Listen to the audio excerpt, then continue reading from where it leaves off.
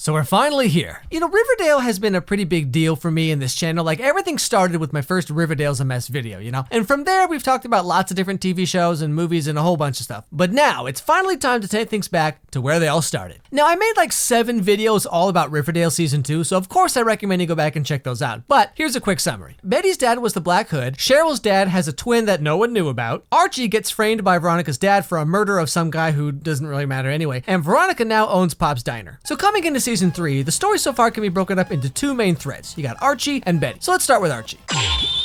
But before that, really quick, this video is brought to you by Amino. Now, Amino's like an online clubhouse for any TV show, movie, game, music group, like whatever. Trust me, if it exists, there's an Amino for it. So what can you do in these Aminos? Well, let's check out the one for Riverdale. Aminos are places where you can write fanfic about like Kevin and Archie, or fan theories about whatever this Gargoyle King nonsense is. You got photo collages, essays, really anything you can think of. You know how you have like your group of friends at school or work or whatever, and then you all watch the same shows, play the same games, and you all get together and like talk about it, you know? Amino is that, but just like way more. Like right now at this moment, there's 164 people online, 112 people chatting, 23 people voting, 104 people reading. There's always someone doing something on Amino. And get this, Amino's free. Just use my link in the description, download the app, and come hang out with me in the Riverdale Amino. Username Alex Meyers, because I'm real clever. And when you do, I want you to tell me this. Who do you think the Gargoyle King is? And like, what's all that about? And I'm gonna put the best ones, or the funniest ones, in my own Amino post coming later. Okay?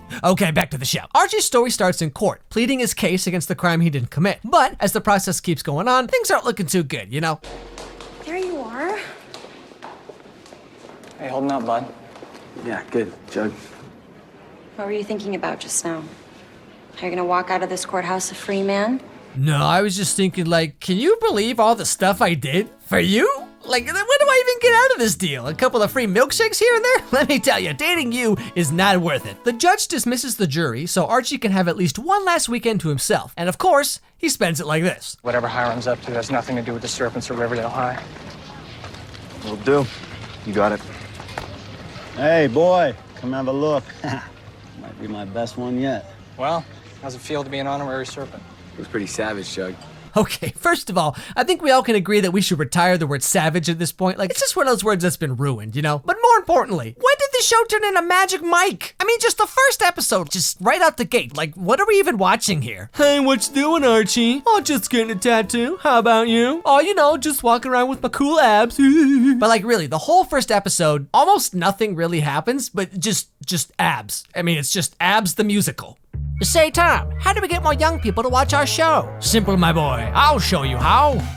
When you realize that you really have nothing to say, but you gotta fill 40 minutes anyway. Who cares about the story? I mean, hey, what the heck? Just take a look at all these abs and pecs. Sometimes I wonder, what if our show made sense? Like maybe go back to season 1? Boy, are you dense? Just look at how they ripple. Come check out Archie's nipple. All you need is abs and more abs and pecs.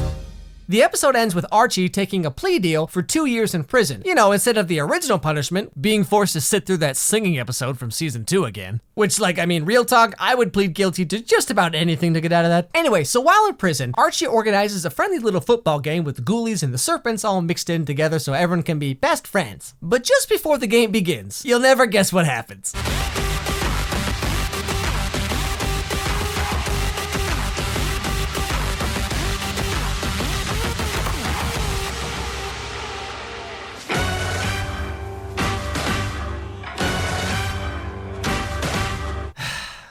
Just why? Why is this happening? Once that's all over, the warden of the prison shows up and forces Archie to, become a prize fighter in an underground fight club. No joke here, this is actually for real what really happens in the show. Like, I wish I could tell you I was making this up, but here we are.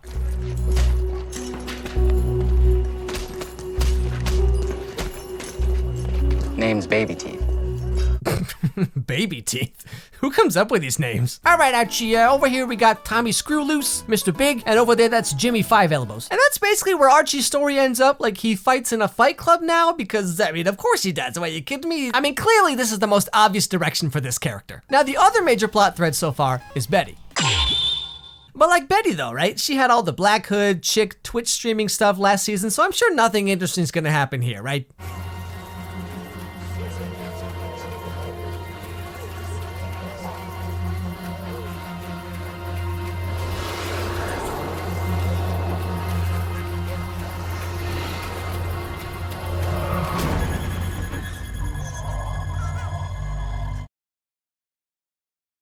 I wasn't ready for that. Now, around the same time that happens, Jughead stumbles onto two kids from school who seem to be part of some kind of like weird cult or something. Now, one thing leads to another, and they find out that Sierra Burgess over here might know something about what's going on, because let me tell you, if anyone's gonna be into this weird pagan stuff, it's gonna be this girl, right? Trust me, you always gotta watch out for the quiet ones, okay? I don't have to tell you anything, okay? You're not the police. Ethel, wait. We're just trying to figure out what happened to Ben and Dilton. How do you know about that? How do you even know Ben? He's my boyfriend. And we spent all our time in the bunker, so. What bunker? Dilton's in the woods. Dilton Doily has a secret bunker in the woods. You know, this line right here basically summarizes everything Riverdale has become. Like, of course, this random character in the show just happens to have a secret underground bunker where they worship some kind of skeleton king or whatever. Like, I mean, of course they do. Come on. Now, after this, Ethel invites Jughead, and only Jughead, to the bunker where she says she'll tell him more about what's going on.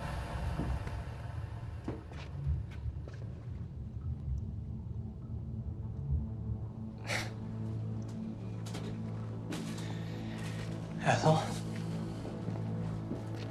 Welcome to your first game.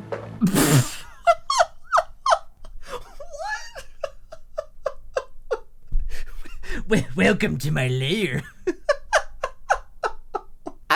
I just kind of gave up trying to understand the show. Like I don't even know nothing about nothing no more. While Jughead's doing all this, Betty offers to meet some members of The Farm, which is another creepy cult that her mom and sister have been getting into over the summer, and they're also the ones who did the whole flying baby thing. Today can be your first testimony. Testimony. It's just a conversation. An open, non-judgmental conversation about all the bad things you've done in your life. We know all each other's secrets. The wig. The webcamming. Your Google search history, all that BTS fanfic you've been writing, you really think that all of them would fall in love with you all at the same time? Psst, get over yourself, Betty. But then we learn the truth that ties everything together. Okay. If tonight's all about open conversation, then let's talk about how the farm showed up in Riverdale at about the same time as a crazy game. Elizabeth, what are you talking about? Griffins and gargoyles that made Ben and Dilton kill themselves. The first time any of us heard of griffins and gargoyles was from your mother, Betty.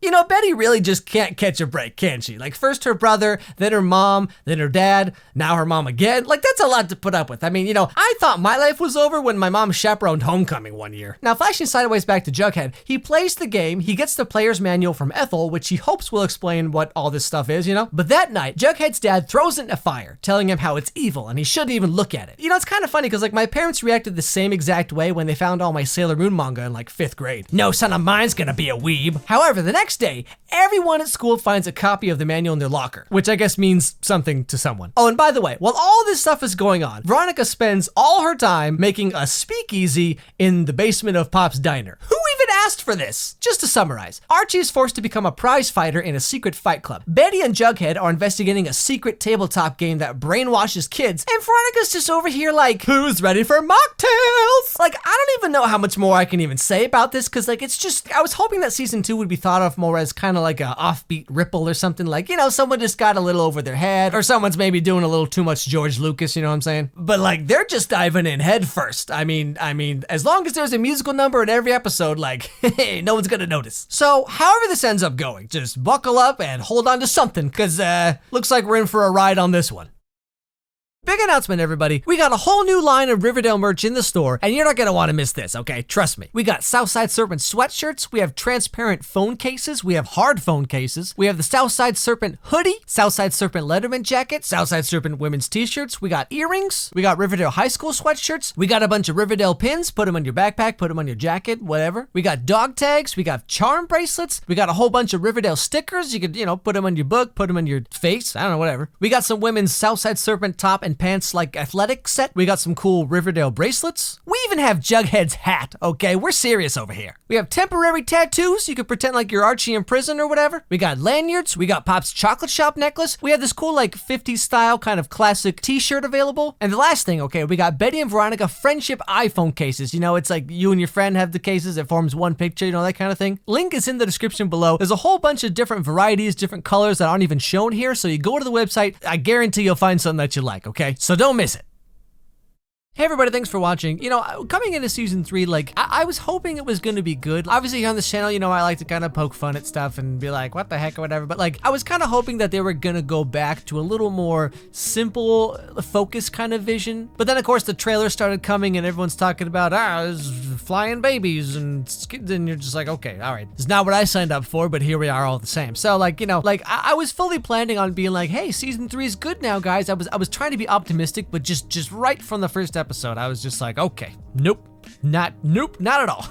I don't even know where they're trying to go with this, because it's like, you know, season 2 started off kind of like whatever and then just got weird, but season 3's just bizarre right from the get-go. So like, who even knows what's going on anymore? Anyway, thanks for watching, guys. Don't forget to subscribe. Don't forget to ring that bell so you don't miss any videos, because, you know, sometimes things happen. Follow me on Twitter. Let me know what was your favorite part of the video, or if there's a TV show you think I should take a look at, or just come say hi. You know, it's all good. Follow my dog Charlie on Instagram. Charlie Meets Pumpkin. My wife posts there almost every single day, so you get a little extra Charlie in your life. And above all else, have a great day, everybody. I'll see you all next time.